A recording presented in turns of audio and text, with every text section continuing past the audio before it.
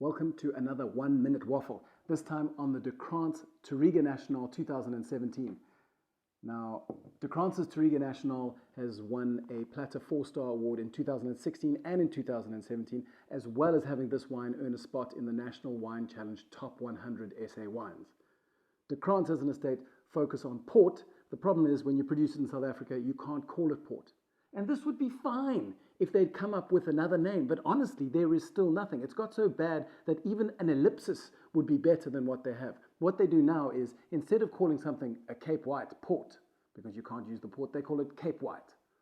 A Cape Tawny port is now called a Cape Tawny. They don't even put the ellipsis in there. They literally just leave the word off. It's a dire situation. We need someone to submit some naming suggestions. Feel free. But okay, enough about port, because we're not drinking port tonight. We're drinking a dry red made from Touriga Nacional. And you might say, Touriga Nacional, why are we doing this grape now? Well, the truth is, we're not just doing it now.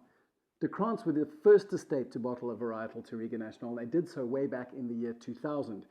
It's shown that they used the 17 years to good use, because this 2017 vintage is honestly their best yet. To which you may reply, sure, they've been doing it for a while, but doesn't it seem like these sorts of grapes are popping up a lot at the moment? And the answer is yes, they have. Simply because 2015 through to 2017 were three of the driest years in the last century for South Africa. And now that climate change is a thing, people are starting to ask, well, what should the national vineyard look like? Should we really be focusing on grapes like Sauvignon Blanc that wilt at even the hint of a summer's day?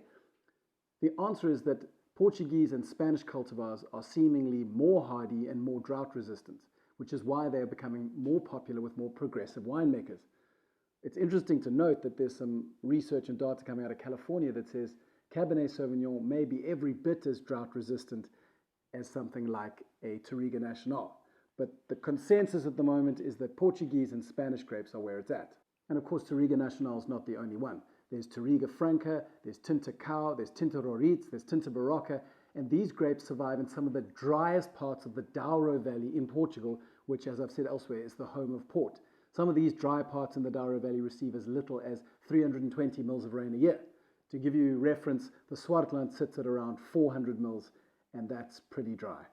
Now, whether or not Touriga Nacional is the future of South African wine or not, it is certainly becoming very trendy with winemakers, even in cool areas like Elgin. So you're going to be seeing a lot more of these sorts of grapes on shelves, and it's worth getting to know this guy now. It's definitely not going to be the last Touriga Nacional you get in the HanDrinksSolo wine club, and we're going to be exploring a whole bunch of other Spanish and Portuguese cultivars in the remainder of the year.